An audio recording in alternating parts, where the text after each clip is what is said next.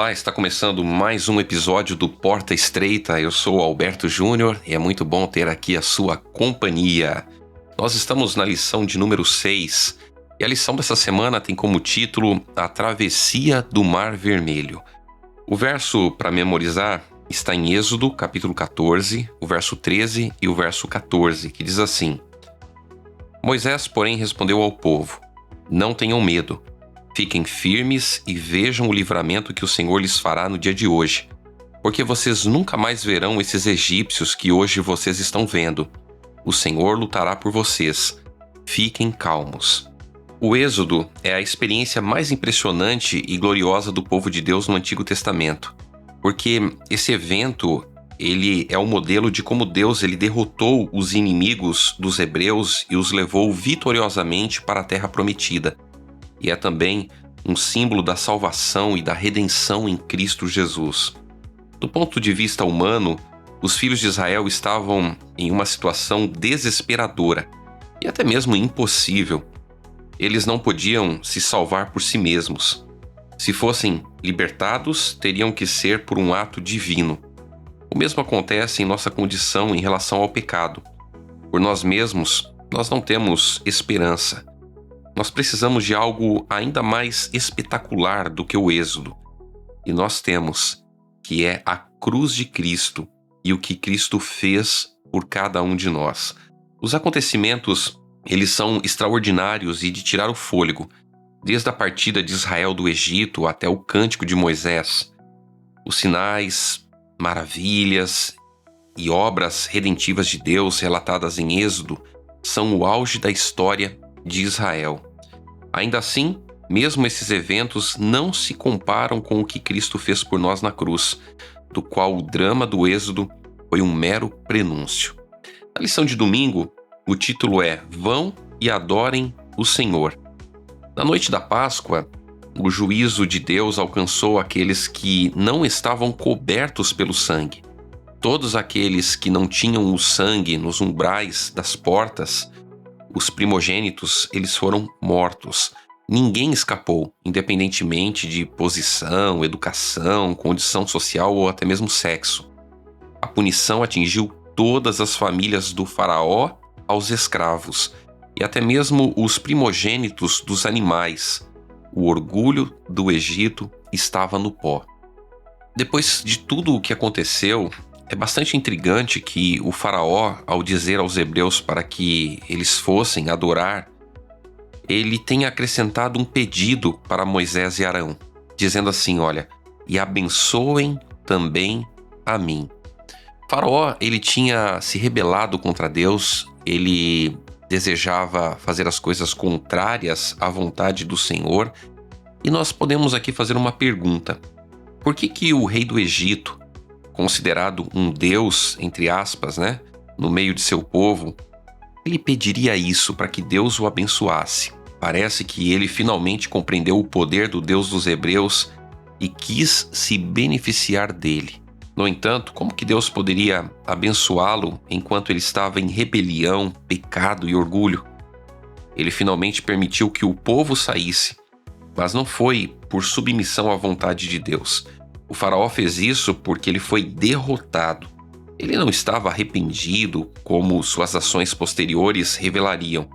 Ele apenas queria interromper a destruição que cobria o seu reino. O faraó, ele foi humilhado. E na tragédia da pior de todas as pragas, ele deixou que Israel saísse do Egito. Ele permitiu o que havia se recusado a conceder em todas as vezes anteriores, não importando o sofrimento que suas ações traziam à nação. Os egípcios estavam ansiosos para que os hebreus saíssem, o que é compreensível. Eles diziam, se vocês não saírem, todos nós morreremos. Enquanto isso, Deus fez provisões para que os israelitas não deixassem o Egito de mãos vazias, mas obtivessem tudo o que precisariam para o que no fim acabou sendo uma jornada muito mais longa do que o previsto. Os egípcios deram aos hebreus inúmeros itens valiosos apenas para apressar o povo a sair do país, mas na verdade correspondiam ao salário que foi negado aos israelitas por séculos de trabalho escravo. Certamente, para os egípcios, deixar os hebreus em sua terra seria um preço muito mais alto. E a gente vê aqui o cuidado de Deus. Todo o tempo o povo escravizado pelo Egito, e agora, no momento em que eles vão sair, eles são recompensados por todo o trabalho escravo. Quantas vezes nos arrependemos de ações somente por causa de suas consequências e não porque esses atos eles são errados? Quantas vezes nós reconhecemos que erramos porque presenciamos ali as consequências das nossas decisões e não porque aquilo é errado, não porque aquilo está contrário à vontade de Deus? Isso será que é arrependimento verdadeiro? Será que quando nós reconhecemos o nosso erro, a nossa falha, por causa das consequências e não porque é certo e errado, nós estamos nos arrependendo verdadeiramente? Como nos arrepender dos pecados dos quais ficamos impunes, pelo menos no curto prazo? Nós precisamos colocar a nossa vida nas mãos de Deus, entender que certo e errado não tem a ver com aquilo que pensamos, não tem a ver com aquilo que queremos, mas tem a ver com a vontade de Deus. Fazer o certo é aquilo que Deus diz ser o certo, e fazer errado é aquilo que Deus diz ser errado. Que o nosso desejo seja sempre de ouvir a palavra de Deus, obedecer à vontade do Senhor e tirar das lições da vida, aprendizado para nós no nosso dia a dia, entendendo que precisamos fazer aquilo que Deus quer, aquilo que Deus deseja, aquilo que é certo. Chegamos então na lição de segunda-feira, tem como título a consagração do primogênito. O primogênito israelita, ele foi poupado por Deus. Deus havia dito o que eles deveriam fazer e eles fizeram exatamente aquilo que Deus havia orientado, aquilo que Deus havia solicitado para que eles fizessem. Então, o tempo prometido de redenção e libertação estava prestes a chegar. O povo precisava estar preparado. O povo precisava não apenas crer, mas agir de acordo com essas crenças. Aqui tem um ponto muito especial porque, às vezes, nós falamos a respeito das coisas de Deus, entendemos aquilo que Deus quer de nós através das Sagradas Escrituras, mas nós precisamos pôr em prática aquilo que cremos, aquilo que entendemos ser a vontade de Deus. Não basta apenas conhecermos, termos aí o conhecimento cognitivo. Precisamos agir, precisamos viver de acordo com a vontade do Senhor.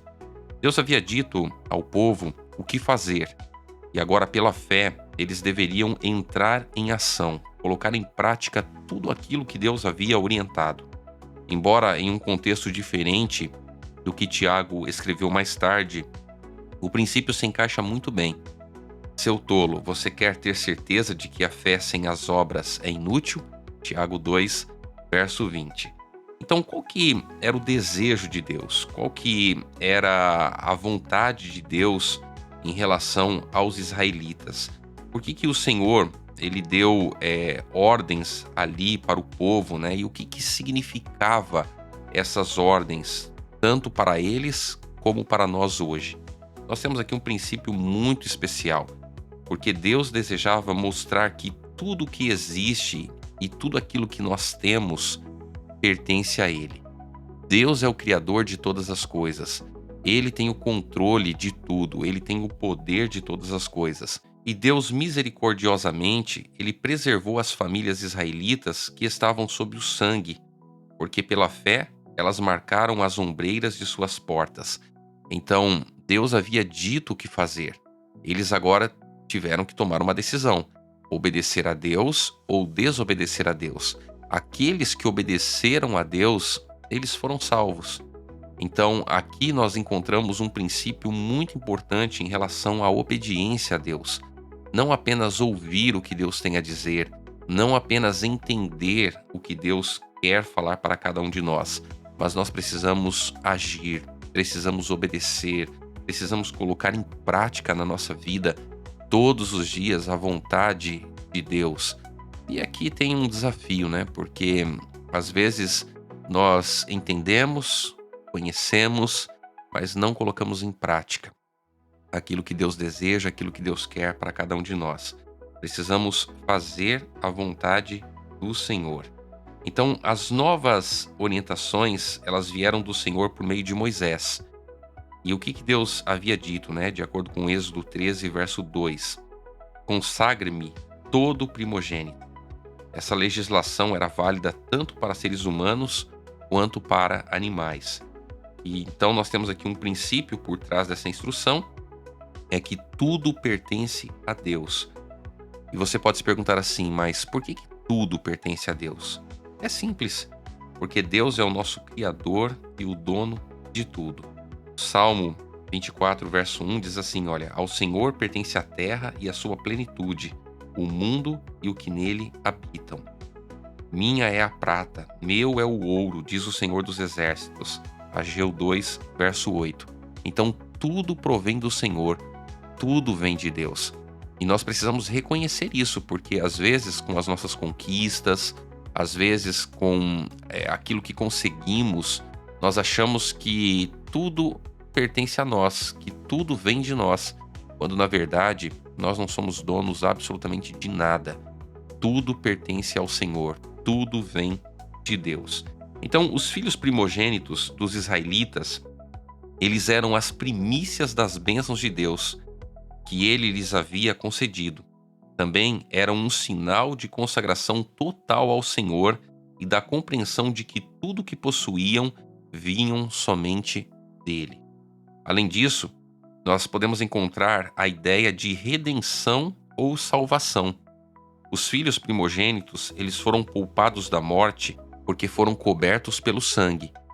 E assim os salvos também um dia serão salvos porque lavaram as suas vestes no sangue do Cordeiro. Eles foram redimidos da morte, assim como todos os que estão sob o sangue de Cristo. Paulo escreveu sobre Jesus em Colossenses capítulo 1:14, em quem temos a redenção, a remissão dos pecados. Deus, ele apresentou sobre como essa dedicação deveria ocorrer, celebrando a libertação da escravidão egípcia. Os israelitas, eles deveriam sacrificar os animais, mas seus filhos deveriam ser resgatados. Êxodo 13:16 diz que esse acontecimento seria como sinal nas mãos e frontais entre os olhos. Como que isso simboliza a importante verdade espiritual de que, independente de quanta fé temos, devemos agir de acordo com essa fé? Deus, ele cumpre as suas promessas e nós precisamos entender que ele sabe exatamente tudo a respeito de nós e nós precisamos agir, precisamos olhar para o passado, ver o que Deus fez, o que Deus realizou e entender que esse mesmo Deus é um Deus que está presente nos nossos dias hoje e que também atua em relação à nossa salvação. Na lição de terça-feira, o título é Atravessando o Mar Vermelho. Então, aqui nós observamos que quando o povo de Israel saiu do Egito, eles não saíram de uma forma desorganizada. Deus já estava cuidando de tudo, Deus já estava cuidando de todos os detalhes. E Deus guiou os israelitas como um exército organizado em meio ao deserto. Seguindo as instruções de Deus a Moisés, os israelitas eles deixaram o Egito como um exército bem organizado. E aqui nós temos alguns termos hebraicos que ilustram bem essa questão. Primeiro o termo Tissabá e Macané, eles testificam essa descrição. A primeira palavra, Tissabá, ela significa exército ou hoste. E a segunda, Macané, significa acampamento ou divisão. Então, o povo de Israel foi dividido em unidades e eles marchavam como um exército.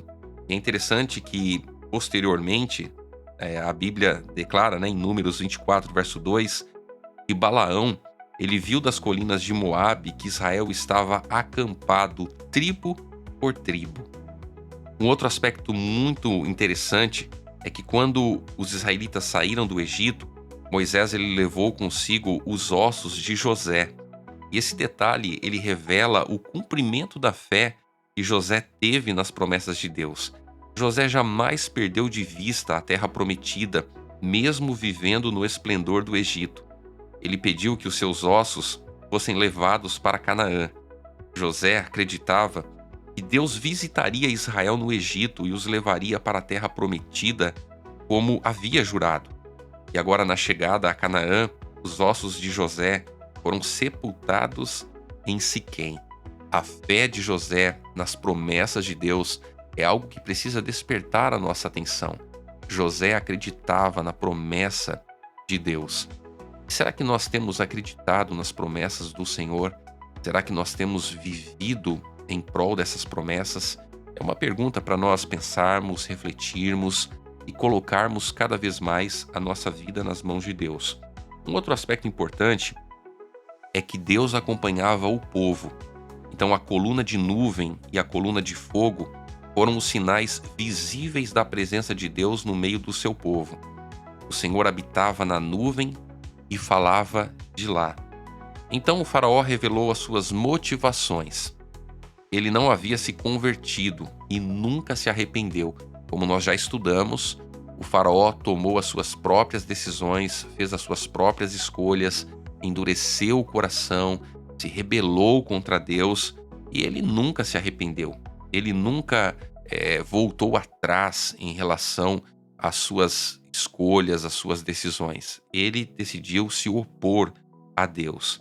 O pedido da bênção divina que Faraó havia pedido para Moisés foi uma farsa, talvez um engano no seu coração. Ele reuniu agora o seu exército e foi atrás dos seus escravos fugitivos. Faraó estava cegado pelo pecado. Quando os israelitas viram o exército do faraó chegando, eles expressaram sentimentos que repetiriam outras vezes. Êxodo 14:11 diz assim, olha, será que foi por não haver sepulturas no Egito que você nos tirou de lá para que morramos neste deserto? O que foi que você fez conosco, tirando-nos do Egito? O povo estava numa situação extremamente delicada, porque na frente deles eles tinham o mar e atrás eles tinham o exército de Faraó. Ou seja, eles não tinham para onde fugir, eles não tinham para onde ir. E agora eles recorrem a Moisés e ao recorrerem a Moisés, eles fazem aqui uma indagação a Moisés, dizendo, olha Moisés, o que foi que você fez conosco? Você nos tirou lá do Egito para que nós viéssemos a morrer aqui? E sabe, às vezes nós nos deparamos com situações difíceis, complicadas, situações que nós não sabemos o que fazer. Porém, se a nossa vida ela está nas mãos de Deus, porém, se nós confiamos nas promessas de Deus, nós podemos ter a plena certeza que Deus ele vai cuidar de cada detalhe, de cada situação da nossa vida. O que nós precisamos fazer é crer, confiar, obedecer. Aqui está, talvez, uma das grandes dificuldades que nós temos, porque é fácil crer quando nós enxergamos, quando nós vemos as coisas acontecendo.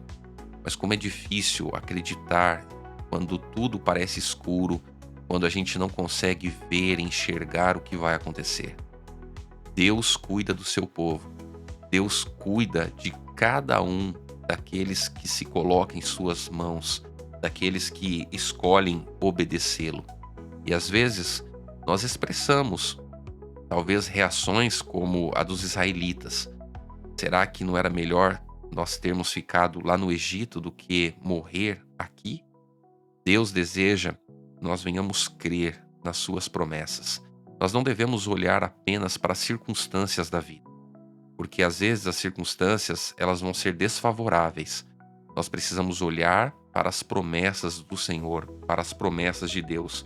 Então, mesmo tendo visto aquelas demonstrações do poder de Deus, incluíam livrar seus próprios filhos primogênitos, o povo ainda demonstrava uma surpreendente falta de fé. Mesmo o povo vendo o que Deus havia realizado, o que Deus havia feito, quando a situação ficou difícil, o povo demonstrou falta de fé. E nós podemos nos perguntar, como que nós podemos enfrentar uma situação terrível? uma situação difícil, uma situação complicada na nossa vida. Como que nós devemos reagir a essas situações? Quando você passa por uma situação como essa, qual é a sua primeira reação? Você tem fé em Deus ou você tem falta de fé? É uma pergunta para nós pensarmos, refletirmos e analisarmos individualmente na nossa vida. Será que nós confiamos plenamente no Senhor? Será que nós entendemos, independentemente do que vai acontecer, Deus está no comando, Deus está no controle? A lição de quarta-feira tem como título Avançando pela Fé. Uma vez que Moisés agora ele confiava em Deus e em sua palavra, ele encorajou o povo para enfrentar o problema, a situação que estava à frente deles. Moisés apresentou 4 verdades essenciais sobre como agir em situações difíceis. Então, no momento de dificuldade, no momento complicado que o povo estava passando, Deus lutou contra os egípcios, fazendo os israelitas atravessarem o Mar Vermelho. E aqui nós podemos então ver 4 verdades que a palavra de Deus traz para nós a respeito de como Moisés lidou com a situação difícil que eles estavam enfrentando e como nós podemos hoje também enfrentar os momentos de dificuldade em nossa vida. A primeira lição é: não tenham medo. O primeiro convite é confiar no Senhor, porque somente dessa forma nós podemos vencer o medo. E é interessante que em Isaías capítulo 41, verso 10 a 13, nós somos lembrados dessa verdade de confiar no Senhor, ao declarar que os crentes estão nas mãos de Deus e Deus agirá por eles quando o aceitarem como seu Deus e Senhor. E o texto de Isaías diz: não tema, porque eu estou com você. Não fique com medo, porque eu sou o seu Deus. Eu, o Senhor seu Deus, o tomo pela mão direita e lhe digo: não tenha medo, pois eu o ajudarei. Ter medo é uma das coisas que todo ser humano tem nos momentos difíceis, nos momentos complicados. Mas quando nós estamos com Deus, confiando que Ele está lutando por nós, que Ele está cuidando de cada detalhe da nossa vida, o medo é substituído pela confiança, pela esperança do cuidado e proteção de Deus. A segunda lição é: fiquem firmes. Isso não significa apenas parar de murmurar e esperar grandes coisas, mas confiar em Deus e esperar pacientemente por sua poderosa intervenção, porque Ele agirá. Deus vai agir mais cedo ou mais tarde em relação às situações que muitas vezes nós enfrentamos. A terceira lição: vejam o livramento que o Senhor lhes fará no dia de hoje. Para que a nossa fé cresça, é importante reconhecer a direção e o auxílio de Deus e também ser grato pelo cuidado que Ele promete. Ver significa abrir os olhos, porque a incredulidade ela é cega. Somente Deus concede vitória, segurança e salvação. Ele está sempre conosco, cuidando e provendo tudo o que é necessário no momento apropriado. A quarta lição: o Senhor lutará por vocês. Isso indica o que Deus fará. Ele lutará pessoalmente por seu povo. E aqui nós temos o exemplo do Calvário. O Calvário é a prova definitiva dessa realidade, pois na cruz, Cristo derrotou Satanás para nos dar a vida eterna. Depois que o Senhor lutou pelos hebreus, os egípcios, eles reconheceram que o Senhor estava lutando pelos israelitas. A ordem de Deus a Moisés ela foi clara. Deus disse para Moisés: siga em frente. Deus desdobrou seu plano de ação passo a passo. Primeiro, o anjo de Deus e a coluna de nuvem se moveram da frente do acampamento de Israel para trás dele, protegendo o povo dos egípcios. O segundo passo, pela fé, Moisés teve que estender a mão sobre o mar. O terceiro passo, o Senhor dividiu as águas e as secou com um vento forte. E o quarto passo, os israelitas atravessaram o mar em terra seca. Os egípcios os perseguiram cegamente, porque não viram que Deus estava fazendo maravilhas por seu povo. Ou melhor, só viram quando era tarde demais, como revelou a confissão ali na palavra de Deus, né? Em Êxodo capítulo 14, no versículo 25. Então Deus cuidou do seu povo. Deus preparou cada momento, cada situação. Deus estava ali cuidando, estava no controle. E a pergunta que nós podemos fazer para nós hoje: esse mesmo Deus é o Deus que cuida de cada um de nós, é o Deus que nos protege. E por que muitas vezes nós ficamos angustiados, ficamos preocupados? Nós precisamos nos colocar nas mãos de Deus. Precisamos confiar que, da mesma forma como Ele cuidou dos hebreus, Ele também vai cuidar de cada um de nós. O que nós precisamos fazer é colocar a nossa vida nas mãos de Deus. É confiar plenamente nele, obedecer a sua palavra e viver de acordo com os seus planos para a nossa vida. Chegamos então na lição de quinta-feira, que tem como título o Cântico de Moisés e Miriam. O exército egípcio ele foi derrotado. Ninguém sobreviveu, incluindo o todo-poderoso Faraó.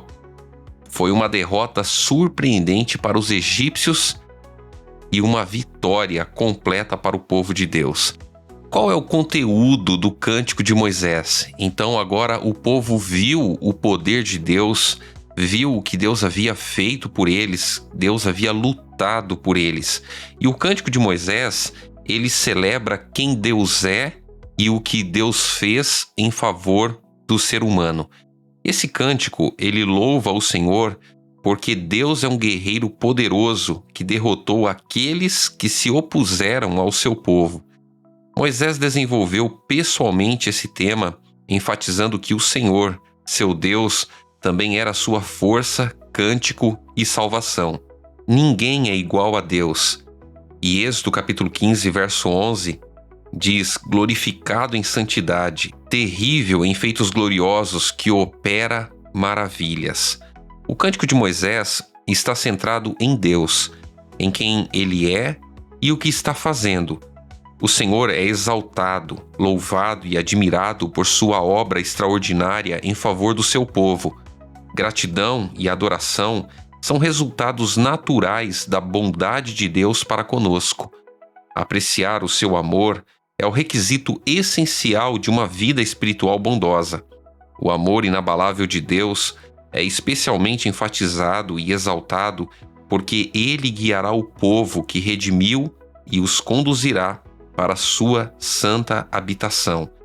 Moisés predisse que Deus estabeleceria o santuário no monte de sua herança. Êxodo capítulo 15, no versículo 17, apontando para Sião e o templo de Jerusalém. Em Apocalipse capítulo 15, do verso 2 a 4, os redimidos entoam o cântico de Moisés e o cântico do Cordeiro. Você consegue imaginar como soará no céu o louvor a Deus por seus grandes e maravilhosos feitos, seus juízos justos e verdadeiros, seus atos justos e sua santidade? Será algo extraordinário, algo maravilhoso. Observe a última frase do cântico.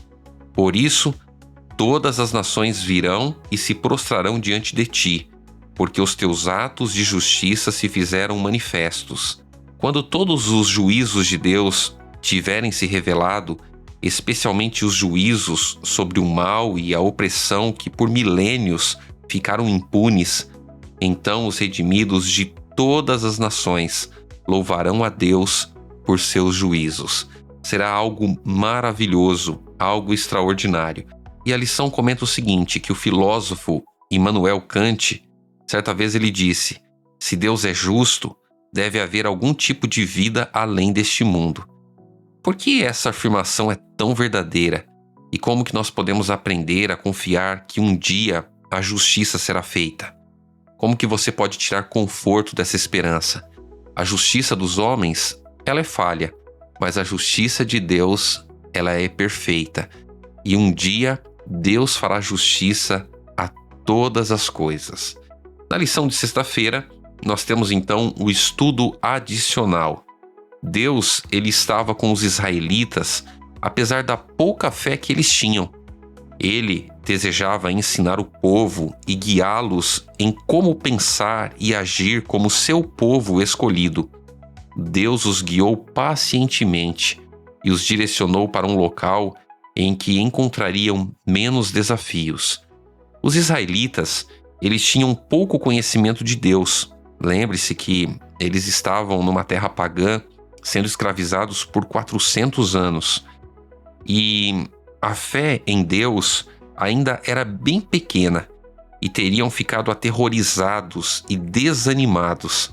Eles não tinham armas nem o costume de guerrear e estavam deprimidos por causa do longo período de cativeiro, além da responsabilidade que tinham com as mulheres e os filhos, ovelhas e gado. Ao guiá-los pelo caminho do Mar Vermelho, o Senhor se revelou como um Deus de compaixão e de juízo. A certeza do ato divino, redentor na história, nos garante que nada temos a temer quanto ao futuro. Deus é um Deus que continua cuidando do seu povo. Deus continua sendo fiel às suas promessas. A última estrofe do cântico se concentra nos inimigos futuros que seriam enfrentados na conquista de Canaã.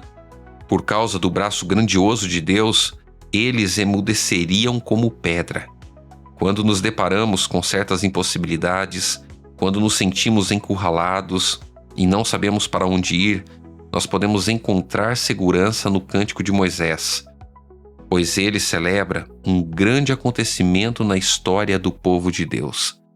Da mesma forma como Deus cuidou dos hebreus, Deus também está disposto a cuidar de cada um de nós. O que nós precisamos fazer é abrir a porta do nosso coração, permitir que Deus habite na nossa vida, obedecer à vontade de Deus e, apesar das provações, nós precisamos ter fé em Deus e precisamos entregar a nossa vida constantemente nas mãos do Senhor. Depois de tudo que aconteceu, Faraó perseguindo o povo de Deus, Deus mostrou quem é quem. Deus é um Deus de amor, um Deus que cuida de cada um dos seus filhos. Que o nosso desejo, que a nossa vontade seja sempre de depender de Deus, de colocar a vida nas mãos do Senhor e de depender dele todos os dias da nossa vida. Vamos juntos nesse momento orar a Deus. Pai querido, muito obrigado, Senhor, porque durante toda essa semana estudamos uma lição maravilhosa e aprendemos lições importantíssimas para a nossa vida. Ajuda-nos a entender exatamente tudo o que aconteceu no passado e a compreender, Pai, que o mesmo Deus que atuou no passado é o Deus que atua nos nossos dias hoje.